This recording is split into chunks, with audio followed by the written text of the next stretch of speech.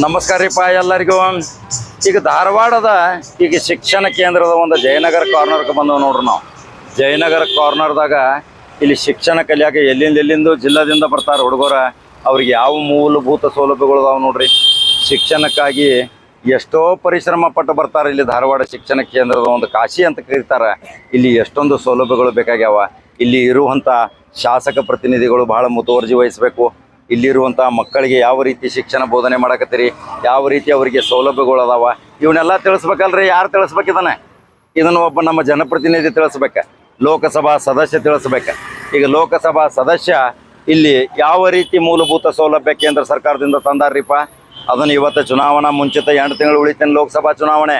ಇನ್ನು ಲೋಕಸಭಾ ಚುನಾವಣೆ ಮುಂಚಿತ ನಾವೀಗ ಸರ್ವೆಗೆ ಬಂದೇವಿ. ಜನ ಅಭಿಪ್ರಾಯ ಏನೇನು ತಿಳಿಸಾಕತ್ತಾರ, ಇದೊಂದು ನಮ್ಮದೊಂದು ಚರ್ಚೆ ಚಿಂತಕರ ಜೊತೆ. ಈ ಚಿಂತಕರು ಇದೇ ಧಾರವಾಡದಲ್ಲಿ ಹುಟ್ಟಿ ಬೆಳೆದವರು ಅದಾರ. ಅವರನ್ನು ಕೇಳಿದ್ರೆ ಹೆಚ್ಚಿನ ಮಾಹಿತಿ ಸಿಗ್ತೈತಲ್ರಿ. ಹಂಗಾದ್ರೆ ಖಡಕ ಕಾಕನ ಜವಾರಿ ಚಾನಲ್ ನಂಬರ್ 1 ಚಾನಲ್ ಫಾಲೋ ಮಾಡ್ತೀರಿ, ಲೈಕ್ ಮಾಡ್ತೀರಿ. ಈಗ ನಾ ಬರ್ತಾನೆ ಮೂಲಭೂತ ಪ್ರಶ್ನೆ. ಇಲ್ಲಿ ಶಿಕ್ಷಣ ಕಾಶಿ, ಇಲ್ಲಿ ಎಷ್ಟೊಂದು ಜನರಿಗೆ ತೊಂದರೆ. ಇದೊಂದು ದೊಡ್ಡ ಪ್ರಮಾಣದಲ್ಲಿ ಒಂದು ಹೈವೇ ಮಾಡಬೇಕು. ಇಲ್ಲಿರುವಂಥ ಶಿಕ್ಷಣವನ್ನು ಬೇರೆ ಕಡೆ ಎಲ್ಲಾದರೂ ಸ್ಥಳಾಂತರ ಮಾಡಿಸಿ ಅಲ್ಲಿ ಮಕ್ಕಳಿಗೆ ಒಂದು ಬೋಧನೆ ಮಾಡುವಂಥ ವ್ಯವಸ್ಥೆ ಆಗಬೇಕು. ಇದನ್ನು ಇಚ್ಛಾಶಕ್ತಿ ಇರುವಂಥ ಲೋಕಸಭಾ ಸದಸ್ಯ ಮಾಡಬೇಕು.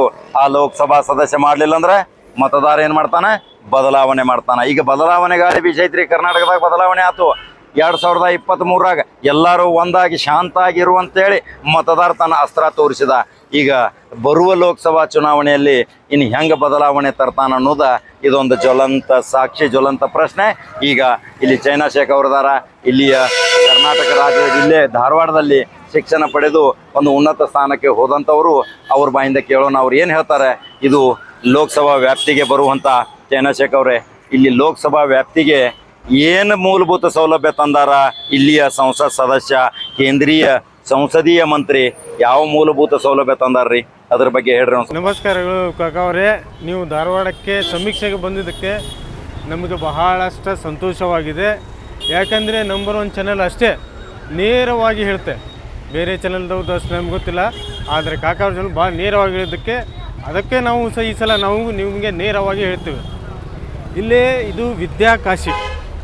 ಈಗ ಹೆಸರು ಮಾತ್ರ ಅಷ್ಟೇ ವಿದ್ಯಾಕಾಶಿ ಆಗಿದೆ, ಬೇರೆ ಯಾವುದೂ ಸೌಕರ್ಯಗಳು ಏನಿಲ್ಲ.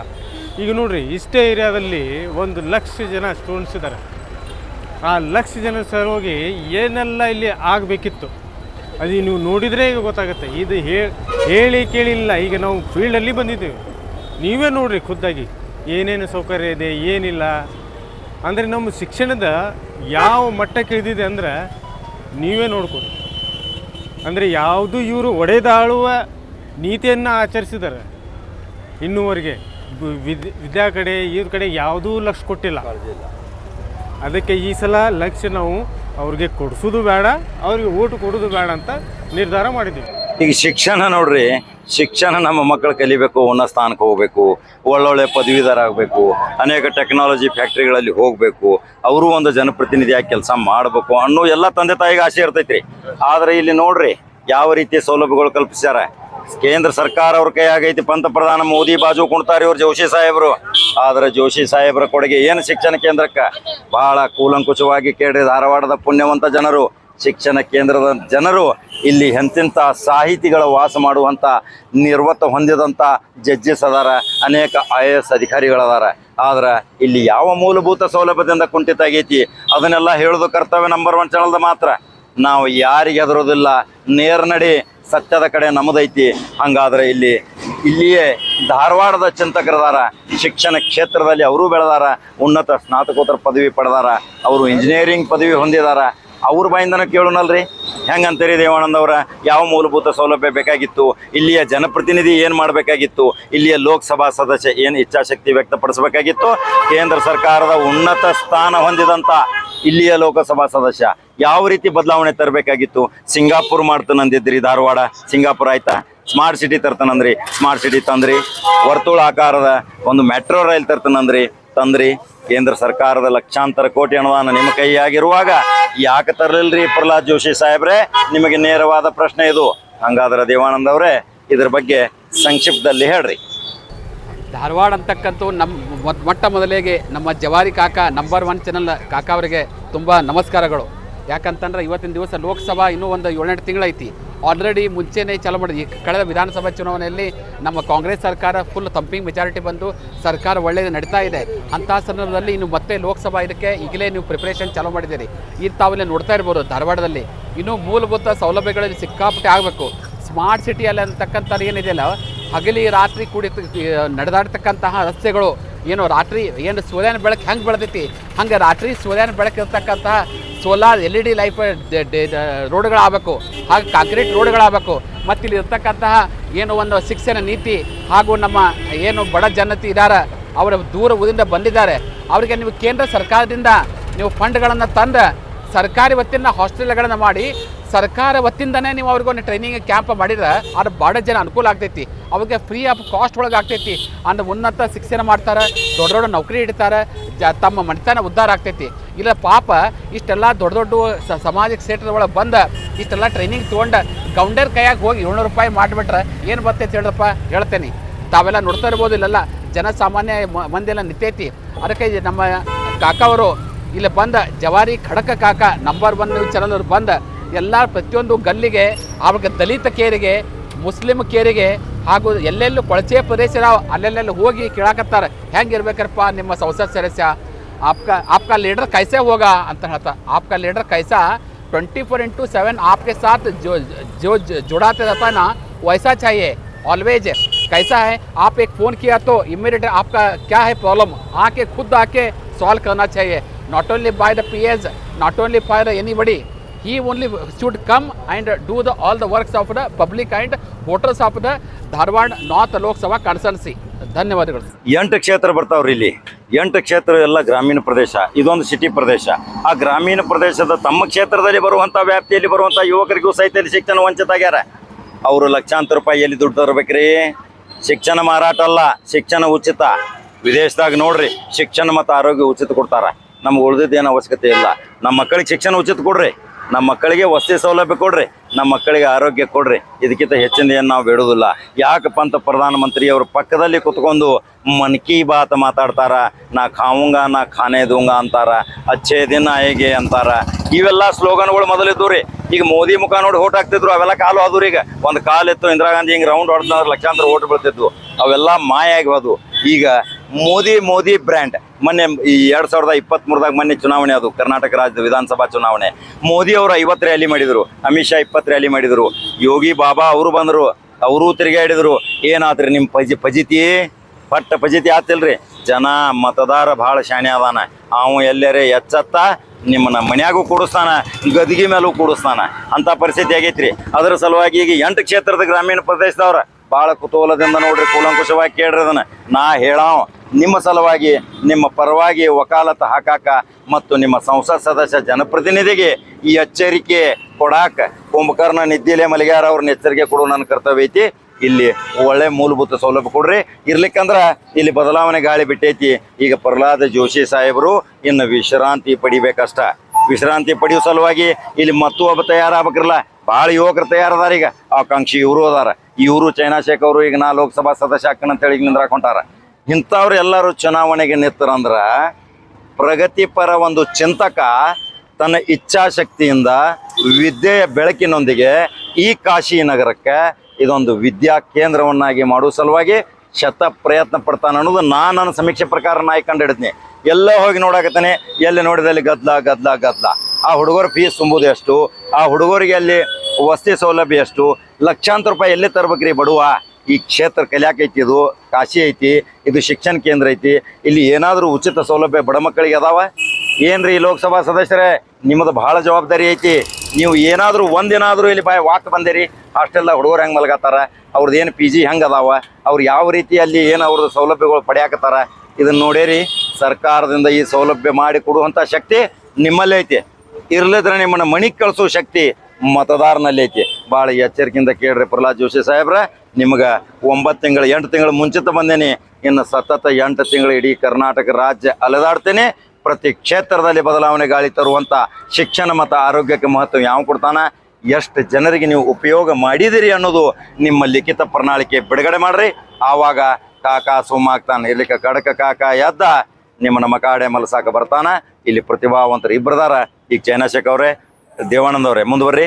ಕೊನೆ 1 ನಿಮಿಷದಲ್ಲಿ ಕೊನೆ ಲೋಕಸಭಾ ಸದಸ್ಯ ಹೇಗಿರಬೇಕು, ಇಲ್ಲಿ ಏನು ಬದಲಾವಣೆ ಆಗಬೇಕು, ಇನ್ನು ಬರುವ 8-9 ತಿಂಗಳಲ್ಲಿ ಲೋಕಸಭಾ ಚುನಾವಣೆ ಯಾವ ರೀತಿ ನಮ್ಮ ಅಭ್ಯರ್ಥಿ ಇರಬೇಕು, ನಮ್ಮ ಸುಖ ದುಃಖಗಳಿಗೆ ಸ್ಪಂದಿಸುವಂಥ ಅಭ್ಯರ್ಥಿ ಇದ್ದರೆ ಮಾತ್ರ ನಮ್ಮ ಮತ ಅನ್ನೋ ಕೂಗು 8 ಕ್ಷೇತ್ರದಲ್ಲಿ ಕೇಳಿ ಬರಾಕತ್ತೈತಿ. ಬದಲಾವಣೆ ಗಾಳಿ ಪ್ರಾರಂಭ ಇದೆ ಧಾರವಾಡ ಪೇಡಾನಗರಿಯಿಂದ. ಹೇಳ್ರಿ. ಬಡ ಜನತರು ಆ್ಯಕ್ಚುಲಿ ಎಂಥ ಲೋಕಸಭೆ ಇರಬೇಕಂತಂದ್ರೆ ಯಾವಾಗಲೂ ಜನರಿಗೆ ಸ್ಪಂದನೆ ಮಾಡ್ತಕ್ಕಂಥವ್ರು, ರೈತರಿಗೆ, ದೀನರಿಗೆ, ದಲಿತರಿಗೆ ಹಾಗೂ ಇದಕ್ಕೆ ಗೃಹಿಣಿಯರಿಗೆ ಹಾಗೂ ಮಕ್ಕಳಿಗೆ ಪ್ರತಿಯೊಬ್ಬರಿಗೂ ಸ್ಪಂದನೆ ಮಾಡ್ತಕ್ಕಂಥ ನಿಮ್ಮ ಮೂಲಭೂತ ಸೌಲಭ್ಯ ಏನೈತಿ ನಾವು ಹೋಗಿ ಲೋಕಸಭಾನಾಗ ಮಾತಾಡಿ ನಿಮ್ದೆಲ್ಲ ಫಂಡ್ ತಂದು ನಿಮ್ದೆಲ್ಲ ಮಾಡ್ತೇನೆ. ಇವತ್ತಿನ ದಿವಸ ಸೈನ್ಸ್ ಆ್ಯಂಡ್ ಟೆಕ್ನಾಲಜಿ ಭಾಳ ಮುಂದೆ ಹೋಗೈತಿ. ಯಾವುದೂ ಏನೂ ಇದು ಮುಚ್ಚೆ ಮರೆ ಏನೂ ಇಲ್ಲ, ಎಲ್ಲನೂ ಟ್ರಾನ್ಸ್ಪರೆನ್ಸ್. ಅದಕ್ಕೆ ಇವತ್ತಿನ ಮುಂದೆ ಬರ್ತಕ್ಕಂಥ ಲೋಕಸಭಾ ಸದಸ್ಯ ಜನಸಾಮಾನ್ಯರ ಲೋಕಸಭಾ ಸದಸ್ಯ ಆಗಬೇಕು ಹೊರತು ಯಾವುದೇ ರೀತಿ ಹೊರಗಿನ ಲೋಕಸಭಾ ಸದಸ್ಯ ಆಗಲಿಕ್ಕೆ ನಾವು ಕೂಡ ಇಲ್ಲ. ಅದಕ್ಕೆ ದಯವಿಟ್ಟು ನಾನು ಹೇಳ್ತೇನೆ, ಇನ್ನೂ ಬದಲಾವಣೆ ಗಾಳಿ ಬೀಸ್ಯದ. ಆ ಬದಲಾವಣೆ ಗಾಳಿ ಬೀಸಬೇಕಾದ್ರೆ ಡೆವಲಪ್ಮೆಂಟ್ ಹೆಚ್ಚಿಗೆ ಆಗ್ಬೇಕಂತ ಹೇಳಿ ಈ ಸಂದರ್ಭದಲ್ಲಿ ಈ ಒಂದು ಸಮೀಕ್ಷೆ ಬಂದಂಥ ನಮ್ಮ ಜವಾರಿ ಕಾಕ ಅವರಿಗೆ ನಾನು ಧನ್ಯವಾದ ಹೇಳ್ತೇನೆ. ಗುಜರಾತ್ ಅಂತಾರ್ರಿ ಪ್ರಹ್ಲಾದ್ ಜೋಶಿ ಸಾಹೇಬ್ರು ಯಾವಾಗಲೂ ನೋಡ್ರೆ ಗುಜರಾತ್ ಮಾಡಲ್ಲ ಅಂತೇಳಿ. ಈಗ ನಮ್ಮ ಸ್ನೇಹಿತರು ಹೇಳ್ರ ಒಂದು ಮಾತು, ಈ ಪ್ರಹ್ಲಾದ್ ಜೋಶಿ ಸಾಹೇಬ್ರನ್ನ ಗುಜರಾತ್ದಾಗ ನಿಂದ್ರಿಸಿ MP ಮಾಡಿ ಬಿಡೋನ್ರಲ್ಲ, ಧಾರವಾಡಕ್ಕೆ ಒಬ್ಬ ಉನ್ನತಿ ಒಬ್ಬ ಒಳ್ಳೆ ಕಲ್ತಾವ ಸ್ಟೂಡೆಂಟ್ ಒಬ್ಬ MP ಆಗಲ್ರಲ್ಲ. ಹಂಗಾದ್ರೆ ಚಂದ್ರಶೇಖರ್ ಅವರು ಹೇಳಿದ ಮಾತು ನಿಜ ಅನ್ಸತ್ತೈತ್ರಲ್ಲ. ಯಾಕೋ ಭಾಳ ಗುಜರಾತ್ ರಾಜ್ಯದ ಮೇಲೆ ಪ್ರಹ್ಲಾದ್ ಜೋಶಿ ಸಾಹೇಬ್ರ ಪ್ರೀತಿ ಮತ್ತು ವ್ಯಾಮೋಹ ಭಾಳ ಐತಿ ಕಾಯ್ತಿ. ಅದರ ಸಲುವಾಗಿ ಅವರು ಅಲ್ಲೇ ಒಂದು ಕ್ಷೇತ್ರದಾಗ ಆಯ್ಕೆ ಆಗಲಿ, ಧಾರವಾಡ ಇಲ್ಲಿ ಉನ್ನತೀಕರಣ ಸುಧಾರಣೆ ಮಾಡುವಂಥ ಅಭ್ಯರ್ಥಿನ ಆಯ್ಕೆ ಮಾಡೋಣಲ್ರಿ. ಚಂದ್ರಶೇಖರ್ ಅವರು ಹೇಳ್ರಿ. ಮೊದಲನೇದಾಗಿ ಕರ್ನಾಟಕ ಗುಜರಾತ್ಗಿಂತ ಉನ್ನತ ಸ್ಥಾನದಲ್ಲಿದೆ.